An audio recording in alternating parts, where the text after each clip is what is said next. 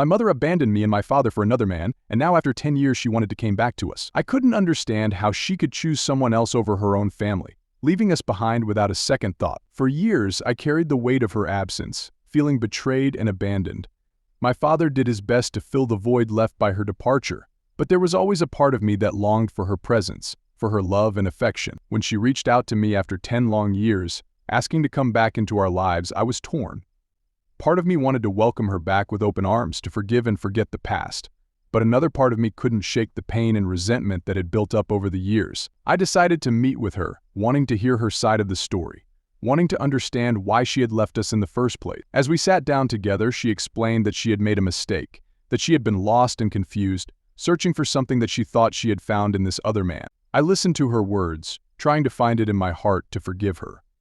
I could see the regret in her eyes, the genuine remorse for the pain she had caused, and in that moment I realized that holding on to the anger and resentment was only hurting myself. I chose to let go of the past, to open my heart to the possibility of reconciliation. It wasn't easy, and it took time to rebuild the trust that had been broken, but gradually, we started to heal together as a family. Now my mother is back in our lives, trying to make up for the lost time, trying to bridge the gap that had formed between us. And while things will never be the same as they were before, I have come to accept that sometimes forgiveness is the only way to move forward, and in doing so, I have found a sense of peace and closure that I never thought possible.